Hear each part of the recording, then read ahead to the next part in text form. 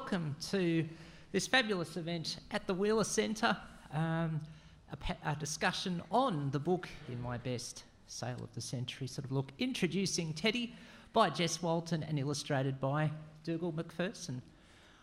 Before we go any further though, we very much acknowledge the original inhabitants of the land on which we meet and pay respects to elders past and present.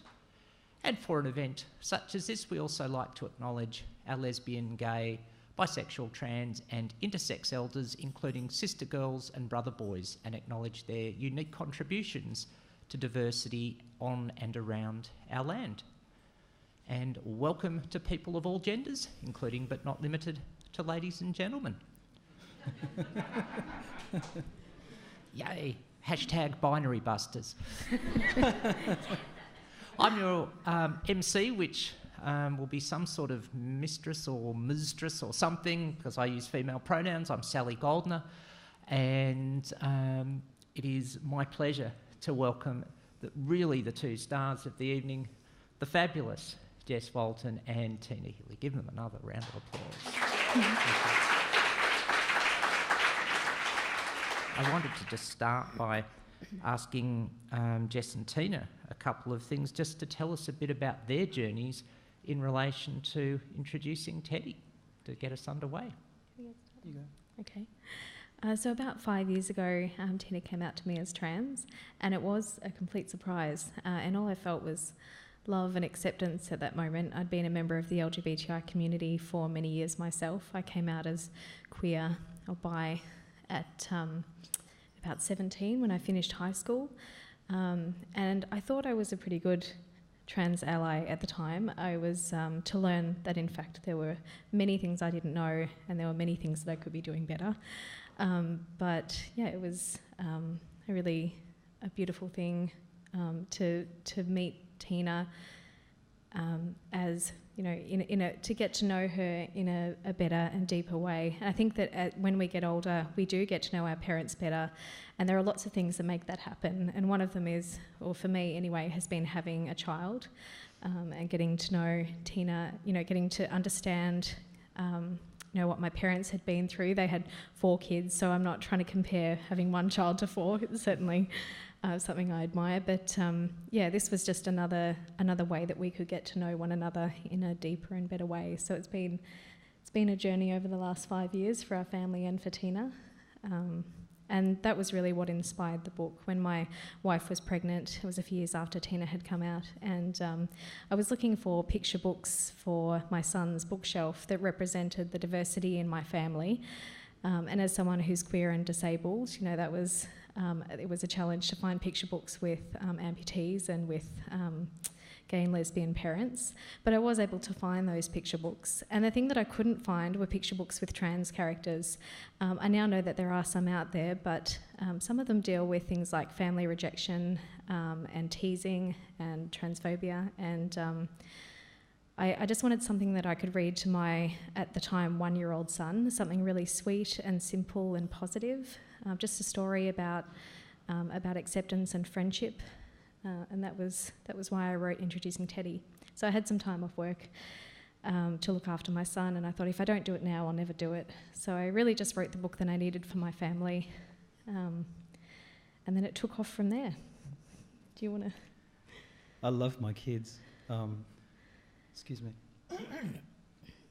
My son James has a certain economy with words, and when I told him when I was coming out, he kind of listened for a while as we were walking along the beach. And at the end of it, he turned at me and he said, "Well," he said, "you held that in really well." And I don't think my kids had any idea. So it's been a long journey. It's been such a long journey. It seems to have gone so quickly. And of course, this the experience with Jessie writing this book, you know, I mean, my kids just keep on surprising me, you know. The love and acceptance that I have from my children has just been, it's been the thing that's kept me going, to be honest. So when Jessie showed me the early drafts of this book, and She has a way with words. You know, it's a book that's written for children, but behind each word and each sentence, there's a depth of meaning.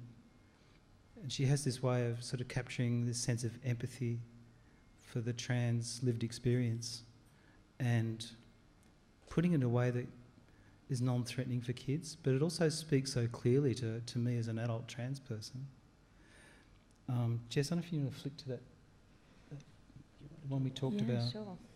I failed on multitasking, so emceeing and clicking things over won't work. Oh, hold on, I've got it the wrong way round.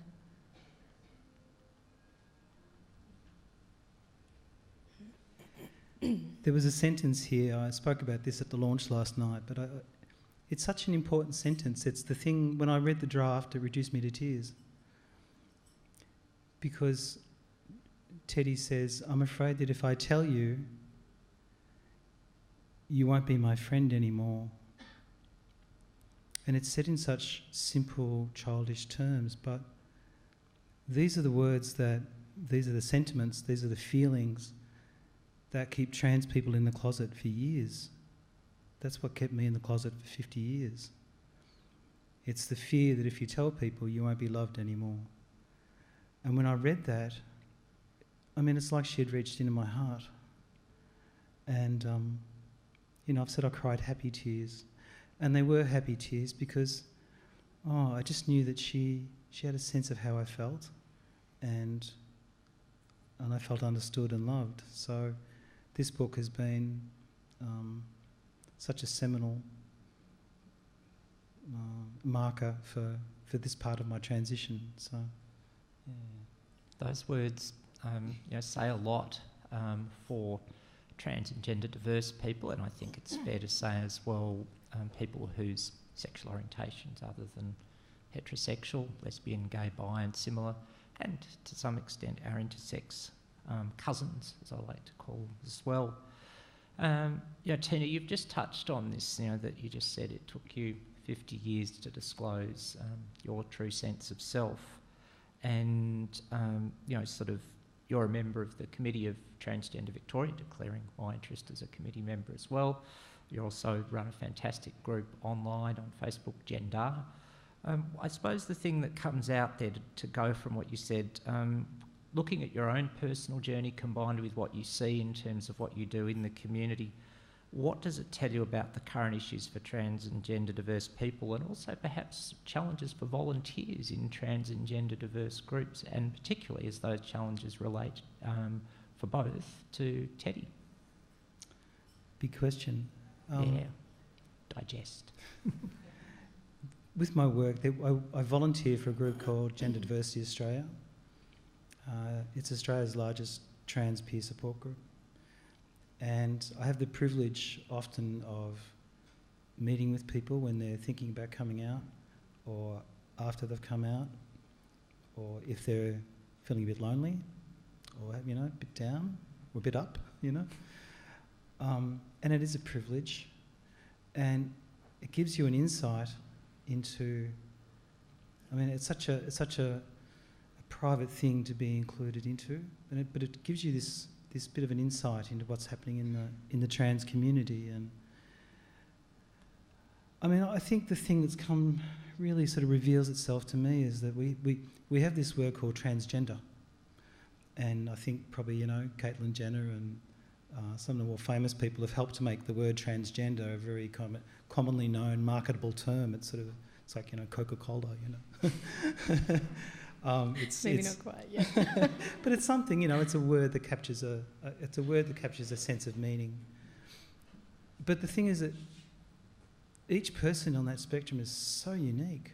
It's you think you've got your head around it. You sort of go, oh yeah, I've been doing this for a few years now, and I've got it all sorted out. And then you'll meet somebody and you'll realise that their sense of gender is so different to what yours is, and it's so different to what the next person's is. And I think this is the thing that I think our community has to kind of grow with, in that gender, we're so used to this binary sense of gender. And I'm learning so much from the young people that are coming through, you know, these beautiful young people that are passionate and they're going to change the world, and they question everything, and they go, well, gender is something that's fluid. Gender is something that's unique to you. And I've learnt so much from that. You know, I did the fairly traditional change from male to female, and I'd still identify as female with she and her. But part of the journey for me has been learning to actually... I mean, I spent 50 years of my life as a male, and as a dad, and as a brother, and a son. And, you know, I actually look back on that time, and I love who I was. You know, I don't reject who I was. I was reflecting the other day, my parents called me, my previous name was Christopher, and tragically, apparently he's been dropped from the Catholic Church's list of approved saints. Apparently he didn't exist.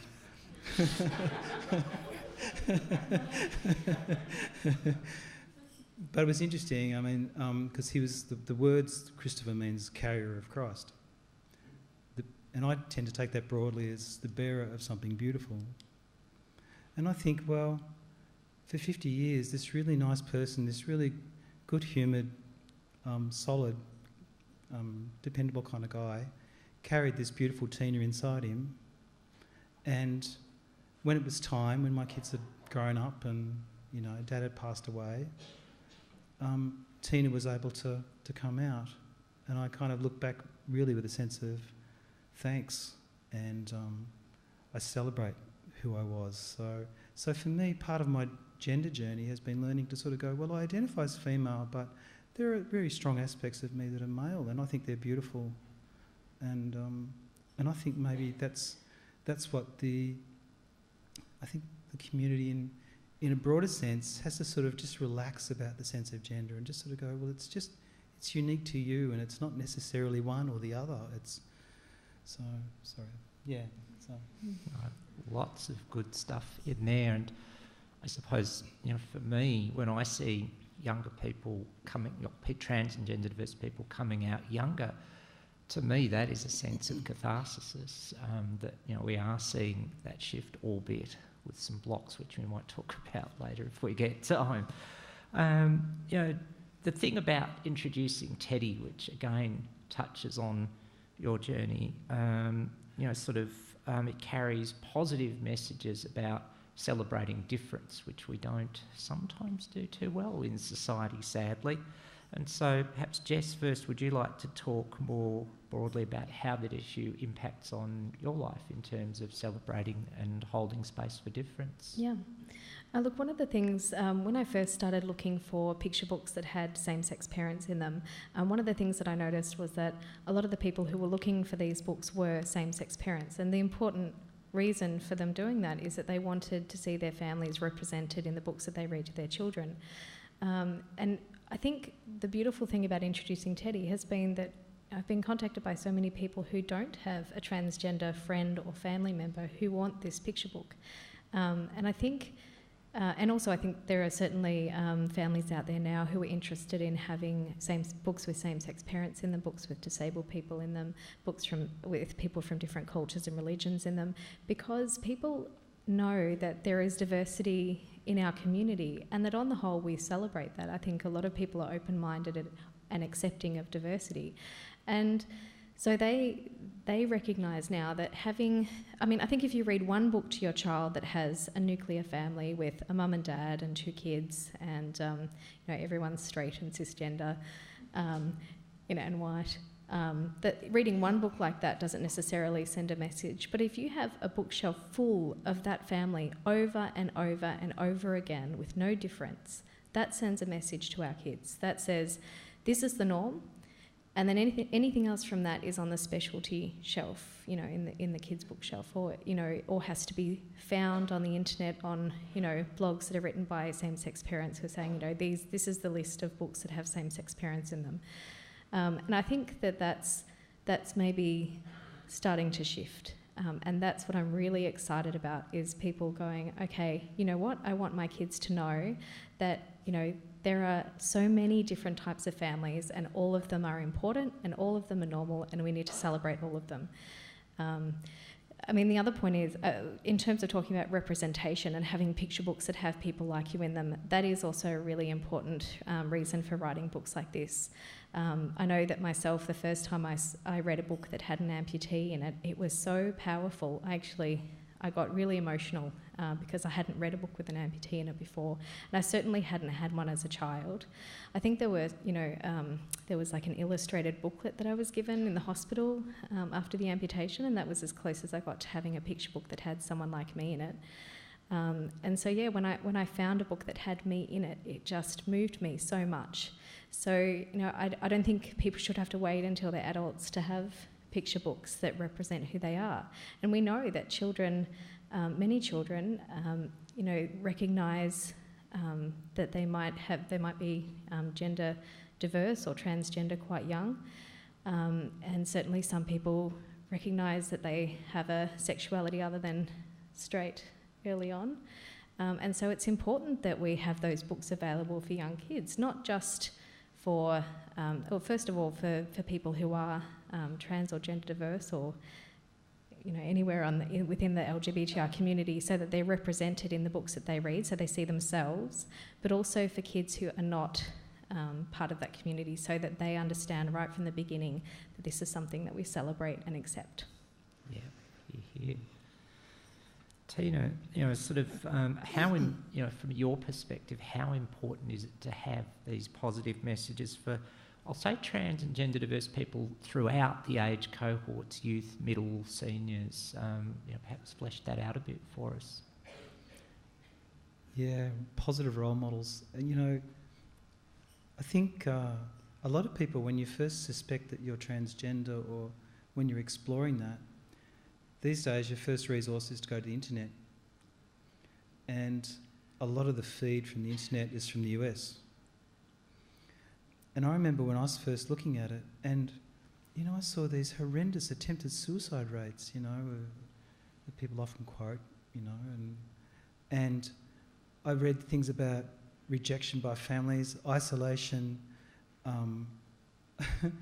costs, surgery. You look at it and you think, oh my God, who'd want to be trans?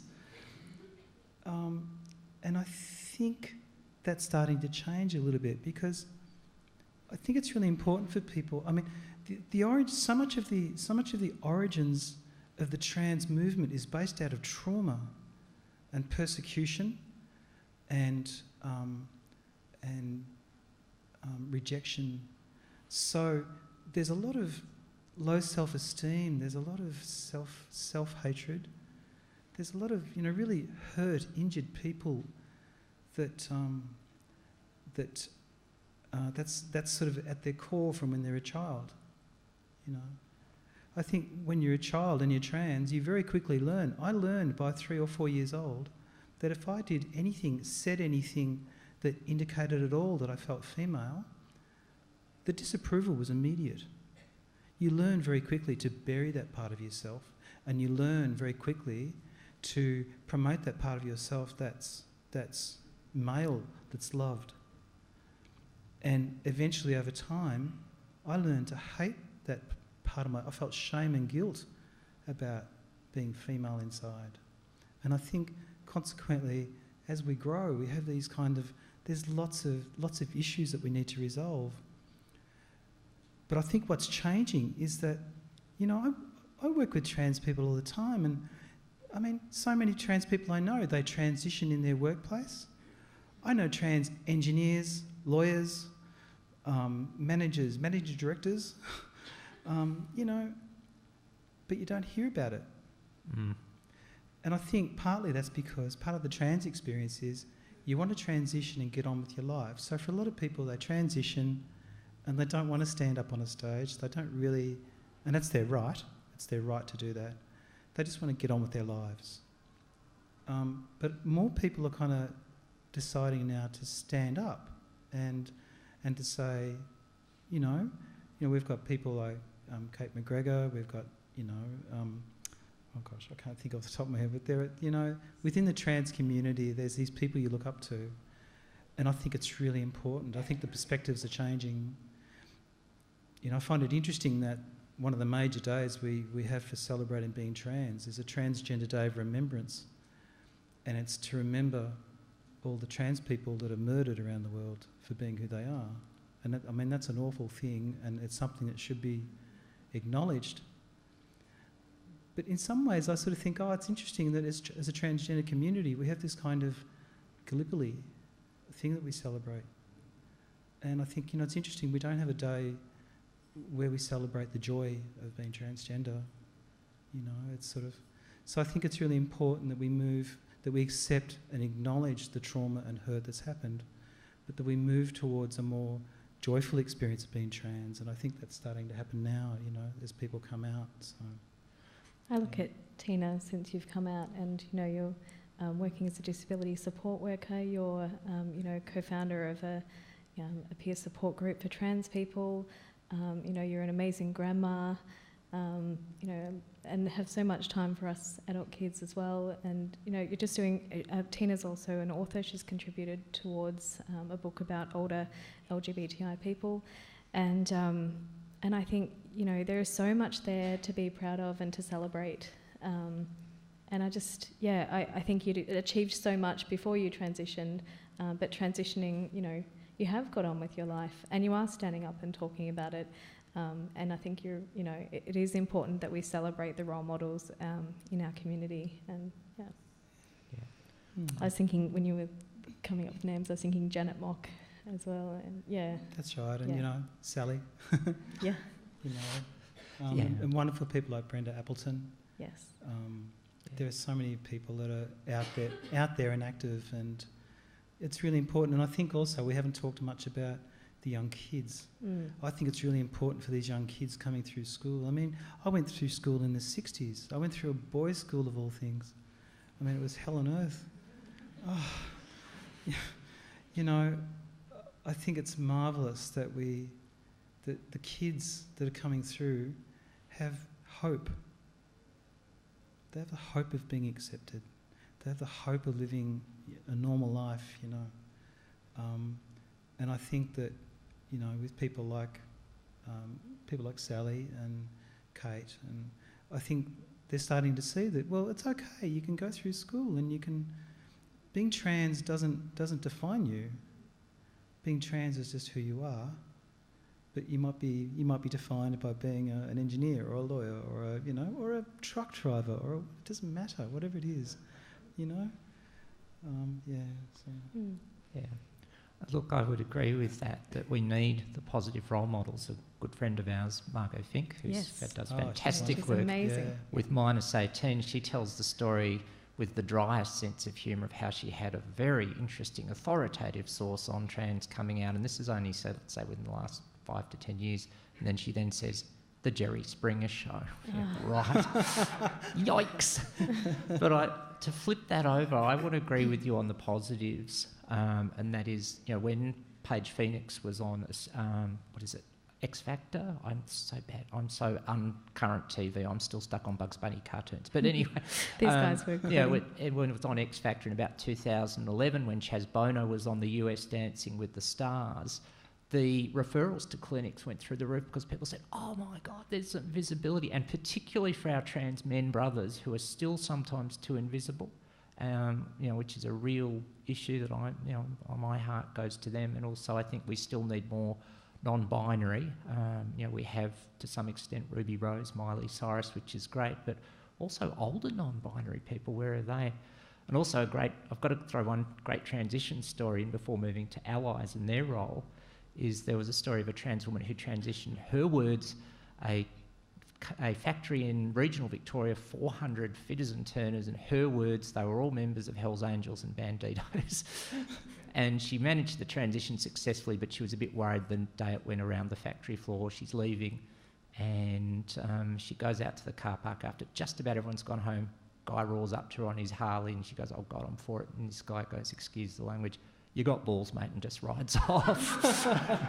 But we need these stories. We need people who are who happen to be trans and gender diverse, who are succeeding and achieving their potential, which, biased as I might be, I think trans and gender diverse people have lots of, and we need to get it out there. So the other... Sorry. Can I just share a story about that? Just when I was preparing to come out, I was managing director of a distributor, and we had a big warehouse, and I'd known all the truckies for years, and I thought I'd better prepare them, because it might be a bit sort of disturbing. And I had this lovely man. He was beautiful. He's a big guy, did bodybuilding, and he was gentle as, And so I talked to him, and I said, look, this is what's going to happen. So next time you come in next week, I'll be, Tina. And he said, yeah. He said, yeah, it's all right. He said, we had a person transition like that at with their trucking company, And I said, really? He said, yeah. He said, well, went all right, I said, really? That's good. He said, yeah. Ugly woman, though.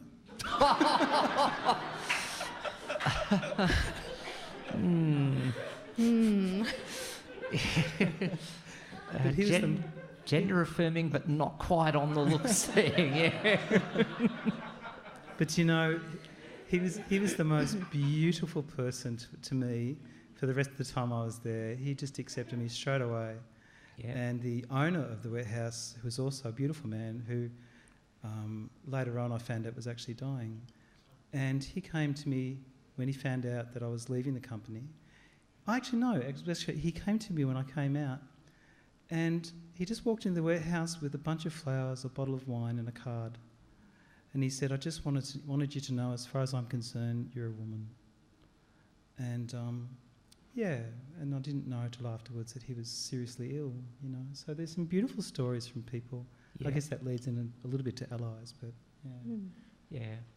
We need to have the trans and gender diverse role models. We need to, as you say, affirm the difficulties, but also find our strengths.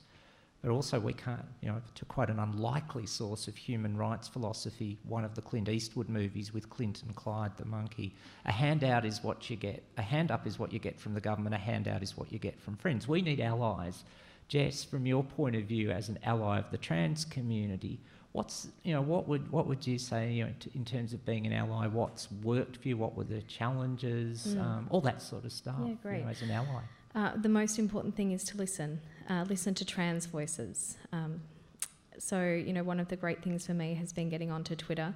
I'm not great with computers or the internet, so, Facebook was a challenge, Twitter's been a real challenge, and so far Instagram has been 2 photos, both of which are the cover of the book, the US and the UK front covers, and that's all I've done in about, 6 months. So, so getting on Twitter in the last year has been amazing, and getting to know some of the trans activists that are there in that space, and I've made a point of also trying to read widely, to attend community events, to hear people speaking, and just educate myself.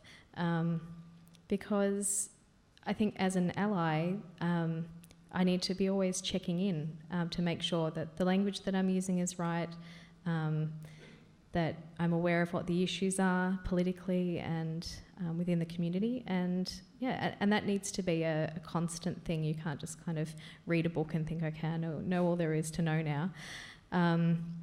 One of the things that was interesting before Tina came out, if someone had asked me then what the biggest issue that the LGBTI community faced, I'm appalled to think this is how I'd answer, but I would have said marriage equality.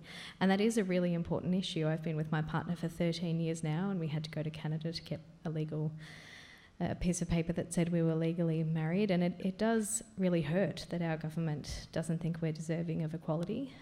But now I know that there are people who can't change their birth certificate until they've had surgery, that if you do change your birth certificate and you're married, that you're forced to divorce. That's something that my parents had to face. I mean, that's just so cruel, and it's that there are kids who have to go to court to get access to treatment.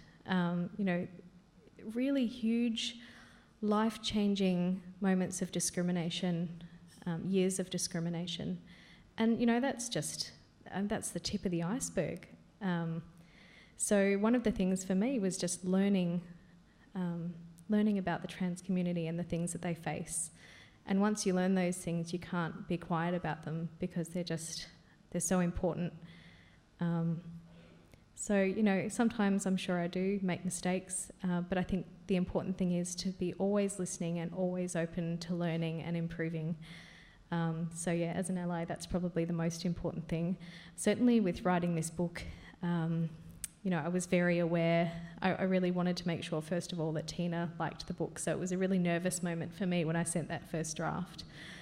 And I was so relieved and delighted that she liked it. And then, you know, getting other trans people to read the story and make sure that everything was, you know, that I hadn't included anything offensive, or, you know, that I wasn't representing anything in an offensive way. And there was one moment too, I don't think that thing of always being open to learning and changing is important. There was this moment where I'd already put the campaign onto Kickstarter, because this book started as a Kickstarter project. And someone got in touch with me and said, look, I really want to support this book, but there's something that you've said on the Kickstarter page and I just can't get past it. And I'd said that that Tilly wants to be a girl, and they rightly pointed out to me that Tilly doesn't want to be a girl, Tilly is a girl. And they recommended that I go and have a look at a comic called Assigned Male by Sophie Labelle. And that was one of her most famous images, is a cartoon of her trans character saying, you know, I don't want to be a girl, I am a girl. And so I actually worked with the person who had contacted me to improve the text on the Kickstarter page and also in the book. So it's, you know, it's important to always be open and always be thinking carefully and working with the trans community if you want to be an ally. Yeah, agreed. Yeah.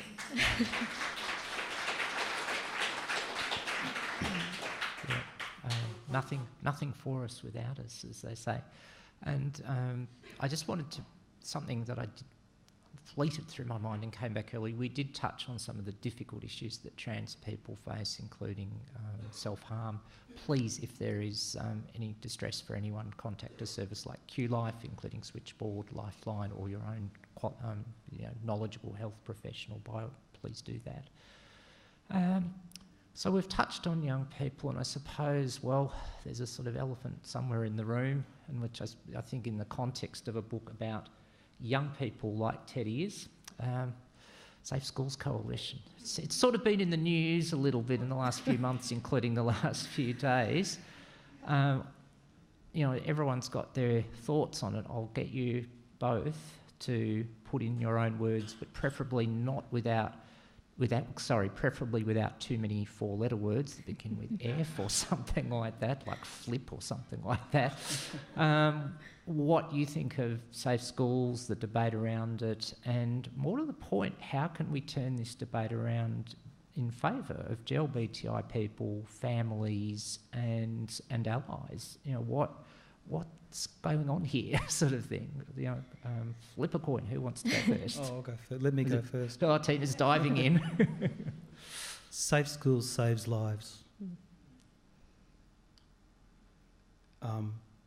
It's concrete. It's a concrete thing. It's a real thing. When I went through school, there was nothing like it. I learned to devalue who I was. I mean, so many dark thoughts. And the kids are going through it. And it's like, you know, it's an amazing thing. When the Safe Schools program came under threat, all the division and politics within the LGBTI community dissolved. Everyone all of a sudden went, don't touch our kids. And it's true. I mean, there's something about coming to the defence of these children. They shouldn't have to do this alone. And I just think that, I'll say it here, I applaud the Andrews government for guaranteeing the funding for Safe Schools in Victoria, because I think that's really saved people. Yeah. And also for... Dan's the man. Yeah, Dan's the man. Thanks, Daniel. And also moving the resources, the really important resources, the uncensored version of the Safe Schools resources over to a Victorian website. I think that was such an important thing to do, because those resources are just... I encourage you to actually take a look at them, because there is just so much misinformation out there in the media about what exactly is and isn't in those resources. So if you haven't taken a look at them, go and read through them. Reading the All of Us booklet, the first time I read that and watched the videos that went with it, stories about young people, positive role models within the LGBTI community, I was very emotional, and I wish I'd had something like that when I was in school too. I mean, you talk about going through school and how there was nothing like it. There was nothing like it when I was in school too. I went to an all-girls Catholic school, and I didn't... Sorry. No. And you know, I had lovely friends, lovely teachers. I don't know how they would have reacted if I had come out as bi at school, but I was still afraid to come out, and I waited until I had finished school. Even when I went to uni, it took me 6 months to get up the courage to walk into the queer room. There was this curtain over the door, and I just remember looking at that curtain and going, just go in there, you'll be fine. And it just took ages to feel comfortable. And as soon as I did, I met my wife and some of my best friends, and you know, it was this amazing moment walking in there and meeting some of my community and feeling, you know, accepted. And yeah, I just think something like Safe Schools means that people won't have to wait until they're at university or wait until they're in their 50s to be able to explore and express their sexuality and their gender. And that's just such a powerful thing, to give kids that freedom, to take away that pressure that they have building up over those years of waiting to be able to come out, you know, wanting to tell the people around them. So, yeah, I agree. It doesn't just save lives, it improves lives. And why wouldn't we want to do that? I mean, you know, I think some of the anxiety around it is that people think, you know, oh, if we talk to kids about LGBTI people, they might all turn gay or they might all be trans. And, you know, if you really think that the binary is so set and that, you know, everyone is really straight, then, you know, why would you be scared to talk about LGBTI issues, LGBTI people? You know what, I think when I saw the first articles coming out attacking Safe Schools, I remember thinking, well, you've got an anti-bullying program. I mean, it's so much more than that. But when you put an anti-bullying program in place, you're going to find some bullies. And some of them are in schools, some of them are obviously in Parliament, some of them are in Christian lobby groups, and some of them are in the media. And so we've seen some bullies who have had a taste of success, and they've really banded together to try and destroy the Safe Schools program. And they're really, you know, they're punching down. I mean, I just think, I look at that on Q&A when there was a person asking a question, and the response from a politician about the $6,000 toaster, that was the story. But what did we see happen? We saw the media turn on the person who had asked the question and go, let's find some dirt on this guy.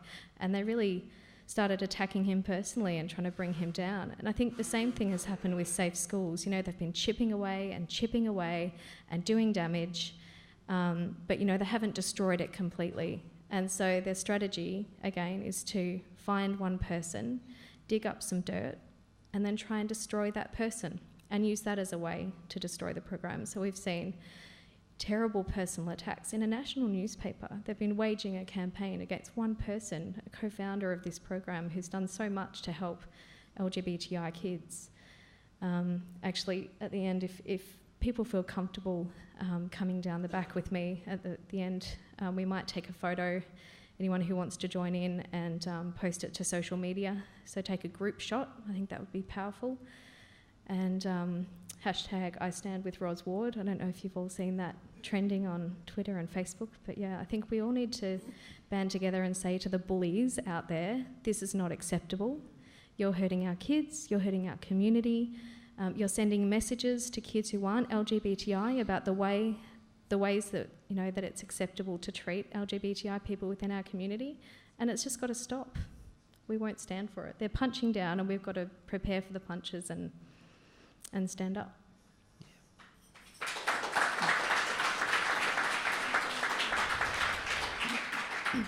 Yeah, resilience, big thing in our communities. And yeah, look, a bit like Tina, I went to an Anglican all-boys school that was in the news for bad reasons a few weeks ago.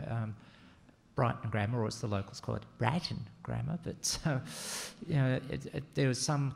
I have to say, this counsellor, in inverted commas or sick, had posted on their website, and I almost need to say to people, take a deep breath, but this counsellor had said, well, if you're being bullied, you should just toughen up. And I just thought, oh gosh, are they still in their limited views of masculinity in 2016? Oh goodness. And it's just so silly. And the other thing I suppose we've got to talk about is, you know, the heterosexual cisgender body expected peers at school. They want their friends to be happy and thriving. The last thing they want to do is come in on Monday and hear that one of their friends isn't there anymore, and the parents probably don't want to explain that, so it does affect everyone. So yeah, I've got to say, I certainly stand with safe schools as well. I just noticed you used the term cisgender, so a lot of people don't know what that... Thank you. I mean, cisgender just means other than trans, that's all, just not trans. So yeah, that's what that means. So. Yeah. I'm on the safe schools thing. I mean, the other thing that's been an eye-opener for me has been starting to learn about these parents of transgender kids. Yes. Wow, the fire in these parents, just amazing, and defending the rights of their kids not to be bullied, and coming out. And I mean, some of these kids have come out. The courage of those kids to stand up to the media is enormous, and they're inspirational. And I just think, you know, with this program, it's a coordinated program. It's a coordinated attack, and it's tied in, I suspect, with the marriage equality plebiscite that we might have. The parasite, yeah. And I just think this is where the LGBTI community needs its allies and its parents and its friends and its workmates to actually come out to the rallies and be open about it and advocate and have the courage to stand up. I look at those kids and those parents doing that, and I think, well, if they can do it, we can do it. Because this is something really special. We shouldn't let them beat this, because it saves lives. Yeah. So. And for those who aren't in the LGBTI community, coming out as an ally to their friends and family, coming out and talking about safe schools with people who might not be talking about it, and saying, have you seen what's happening in the media? You know, this is wrong. Talking about the issue, and I think there are some people who, you know, probably would be allies on this issue if they knew a bit more about it, but there's so much misinformation out there that I think it's important that all of us educate ourselves about what safe schools is and how important it is, and then talk to people about it and try and counter some of those you know, terrible messages that we're seeing coming out.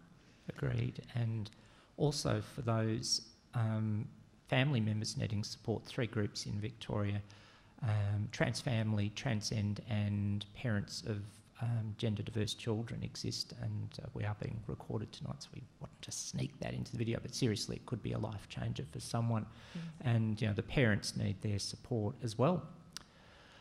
I think at that point, you've listened lots. Now if someone in our fabulous audience, lots of people have lots of questions, I think we'll throw it open to questions about Teddy, about trans and gender diverse people, about schools, and also we've got to talk. We haven't had a chance. So if someone wants to throw a Dorothy Dixer in about your fabulous co-collaborator Douglas McPherson, Dougal McPherson, sorry, we should do that too. So questions. I'd like to first thank you all for the lovely chat that you've had tonight. It's been fantastic. But I'd like to direct my question to Jess, and I'm just wanting to hear a little bit about the acceptance of the book and the uptake of the book. You talked about it being funded by a Kickstarter program, but what's been the journey to having it published and having it released last night at Hares and Hyenas and having tonight? Yeah, please. No worries. And focus on perhaps on the non-LGBTI world too. Yeah, sure. So I did put it up on Kickstarter, and I was so nervous that we wouldn't achieve our target that I made it as low as we could, and all I wanted to do was pay the illustrator, Dougal, who's here tonight, the fabulously talented illustrator. I wanted to make sure that he was paid for his work. And that we had enough to produce the book and send it out to our backers. And, you know, my partner and I even talked about, you know, we might need to get a loan out to make sure we can do all of that if the Kickstarter doesn't work. And so I spent a lot of time on social media promoting the book to LGBTI groups in particular. And within about 6 days, it had been funded. And that was partly also because Neil Gaiman tweeted about it, so thanks, Neil. And by the end of the campaign, we'd doubled the funding and got an agent in New York. And then eventually Bloomsbury came on board, and they have just been so supportive. I mean, you know, we're looking at publishers now who are interested in diversity, interested in celebrating LGBTI stories, and Bloomsbury have been just so enthusiastic about this book, and that's just been, I mean, that's an amazing thing. And so yeah, they came on board, and it's now coming out with Bloomsbury in the UK, the US, Australia and India. And it's being translated into 9 different languages. So we've got it coming out in Finland, Brazil, Japan. God, the list is, yeah, I won't go through all 9, but it's been an amazing thing to see how many people want this book. And that is partly because there are people who are not in the LGBTI community who want this book.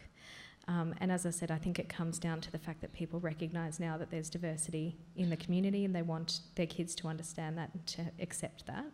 And they also, you know, I think a story like this, because it is aimed at really young children, I think it's doing well because there's a gap in that market. So, you know, people really want something that they can read to a toddler. It's got a positive message. So, and it's a simple story. So I think that's been the reason why it's had such broad success. I was just wondering if there was any reason why you chose to make the teddy a bear and not a human girl? That's a good question. Partly it was because my son was obsessed with teddy bears, and I really wrote this book for him. So I knew that he was obsessed with a book called Teddy Took the Train at the time that I wrote the first draft. And that actually has a person in a wheelchair in it. It's not mentioned in the text at all. It's one of my favourite picture books, and it's one of his favourites. It was also because I wanted to focus on gender identity and not so much on expression. I wanted Teddy to look the same before and after, because I think I wanted to get to the point, I wanted to make the point that as soon as someone says, this is who I am, in my heart, this is who I am, that's all we need. And as soon as I say, this is my name, that's all we need to be able to say, great, we understand, we accept you, we're your friends, we love your new name, awesome, let's go and play. So I'll just flick through.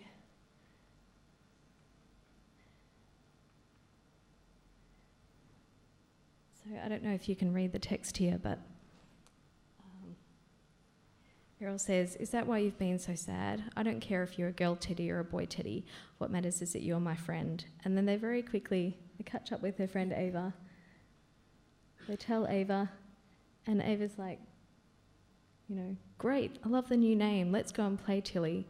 And they come back to, I wanted to make sure that at the beginning and the end of the story, they do the same activities. So, you know, Tilly is now able to be Tilly, and they're still doing the same things. Nothing has changed about their friendship, except that they're closer and their friendship has probably deepened because they know each other better, but they still enjoy doing the same things together and their friendship is still strong. So I wanted to really make that point. So the only thing that changes is that Tilly goes from wearing a bow tie to a bow, and Ava gets rid of her bow. They talk about the importance of wearing whatever makes you happy. But yeah, I just really wanted to focus on that, the point that as soon as someone has said, this is who I am, then that's all we need to accept them. A couple of the really lovely allies I came out to said to me, they gave me a hug and said, same package, different wrapping. Yeah, Yep. it's sort of the same. I mean, there are things that I think one of the things that part of my journey since Tina came out was going through these moments. I mean, I felt very accepting when Tina came out, but there were these moments over the years that Tina was transitioning where I'd have these intense feelings of grief and fear of loss. And I look back at them now and I'm just like, oh my God, like that is so weird. I hadn't lost anything. I was gaining something. And I knew that at the time, but I'd still have these intense emotions, this fear that I was going to lose my dad somehow. And now I just think, as if what someone wears or the name that they use should affect your relationship in any way. Those things are not what makes my relationship with my dad strong. We've been a family. I've been part of this family for 30 years, and there are, so many beautiful things about our relationship. And so it was just a matter of recognising, what is important and what isn't. I think for families, for children of trans parents, now I understand that is quite a common thing to go through those moments. But then you need to kind of come back and think about it and understand that, first of all, it's not about you. It's about, any moments of grief or fear that I was going through were nothing compared to what Tina was experiencing. But also that you're not going to lose anything. Don't be afraid. This will be the best thing that's ever happened to you and your family. I've certainly learnt so much and become a better person, and I think our family is closer and stronger because of that experience. So, yeah. Sorry, I've got a question. First of all, let me say this is the last place I expected to be tonight. I'm visiting Melbourne at the moment, and I saw your advert in the CBD newspaper, so I'm staying around the corner. I'm a committed heterosexual, as I have been for. So sorry. I also went to a Catholic school all my life. Number 2, and I'm Irish, so that's 3 gongs. You're ahead of us on marriage. I've got some Irish Catholics in my history too. But if nothing else, I've got an open mind, so I wanted to come along to listen to what people had to say, and I would love to have the panel's input on the discussion that's happening in the States at the moment between some of the United States, some of the states in the United States and the federal government regarding toilets, and how you go into a toilet with the sex that you associate with. Because I have some concerns about that, because you might get the wrong, in inverted commas, type of people going in there. So I think the debate is real, but I would love to hear the panel's views on that.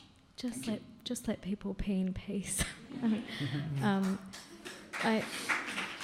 mean, the interesting thing is that, people have started getting anxious about this issue all of a sudden, but trans people have been using the bathrooms that match their gender identity for a long time, and there are no statistics suggesting that there are any trans people who are lying in wait in a predatory way in a toilet waiting to attack some poor cisgender person who walks into a toilet. It's just not an issue. If anything, it's trans people who are unsafe in bathrooms and who face, and not just trans people, but people who don't conform to the way that we expect someone to look in a toilet. I hope that my wife, do you mind me talking about it? So my wife's here tonight, and and she's 6 months pregnant, but because she has short hair and wears androgynous clothing, she gets harassed in toilets. And not just when she's pregnant, this has been, an issue for many years. People openly harassing her for being in the women's toilets.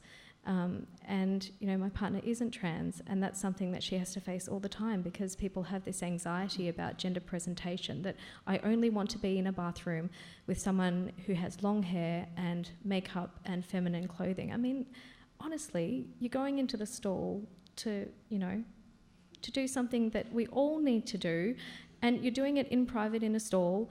It's not a big deal. Or even if you're not going in to use the toilet, sometimes we just need a moment to take time out to go and, have a look in the mirror or wash our hands or freshen up or whatever. It's not somewhere where you should be feeling anxious about whether people are going to harass you.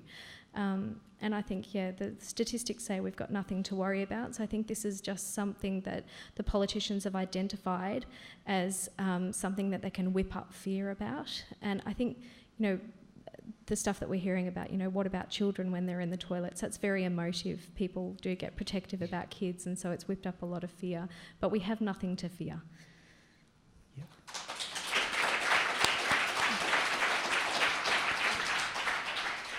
My response to that is, transgender people go through a lot.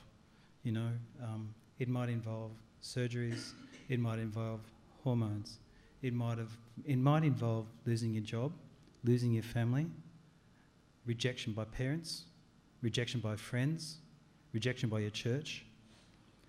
The ludicrous assumption that we would go through all that we'd have our lives sort of torn down block by block and then have to rebuild them over a number of years, just so we can go into a toilet, stand on the seat and have a look in the cubicle next door. Oh gosh. And I saw an interesting observation that I think so far in the US there isn't one trans person that's been convicted of doing what they accuse us of doing. But there's pages and pages of conservative Christian pastors that have been actually convicted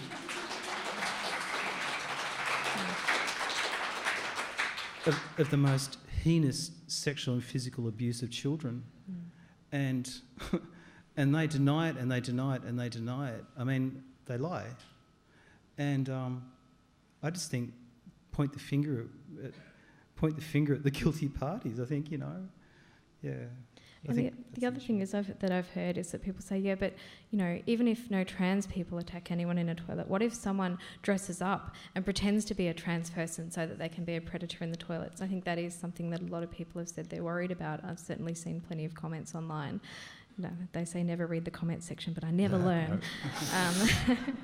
But, I mean, those people aren't going to say, oh, you know what, trans people are allowed in the toilets. Yay, now I can get dressed up and wait so I can, attack someone in a toilet. They're not interested in what the laws are. They're going to do what they're going to do anyway. So, worrying about those people and using that as an excuse to take away the basic human right that we all have to go to a bathroom in peace is just, I don't have the words. Those people don't care about what the laws are. They're going to, and if we want to talk about cisgender people attacking people in bathrooms, and let's talk about that issue. Let's not make it about trans people using the bathroom. Yeah, agreed. And a few more points. I mean, continental Europe, by and large, has all genders bathrooms. There is no greater incidence of attacks there, for example. Also, when I think that part of the issue, and I also want to acknowledge, I think it's a question that we have to work through calmly, and I think it's a fair question to ask, but I think part of it is, it tries to prey on fears of women and put women across as vulnerable and all that sort of thing. Well, no, the solution, if for any violence, is let's stop the violence. Let's treat women as equal. And also, when some of these Christian groups start talking about, well, let's end domestic violence against women, let's end sexual harassment against women in workplaces, then I might believe they care about women. But sorry, I don't buy into their rhetoric either. It is very, very distorted as well. Mm-hmm. Yeah. I'm on the Darebin Council Sex and Gender Diversity Advisory Committee. And one of the things that came across our table was the council policy on their toilets, and how they renovate them, how they build them, like that kind of thing. And so I put a submission in to say, look, we just need gender-neutral toilets, and the issue just disappears. And as part of to promote that, the local paper said, well, look, why don't you come down to the parklands in Darebin, and there's some gender-neutral toilets there, and we'll, get a photo there. So I did, I thought, good. And it wasn't until afterwards I realised that, the transgender community has been trying to fight the stereotype of the tranny hanging around the outside of the public toilets in the park. And it was my first ever front page. Whoops. But interestingly, the Darebin Council has resolved that from here on in, all toilets that are new ones that are built or renovated, including their pools, swimming pools, will have gender-neutral toilets. Woo. Woo. And then it's not an issue. Yeah. But most of all, whether you are Tilly, whether you are Teddy, or whether you are Tiddy, or no, I knew I wouldn't get the fourth one out, but I don't care what gender your bear or friend is. Just celebrate all genders, and please enjoy the rest of your night and travel on safely to your next destination.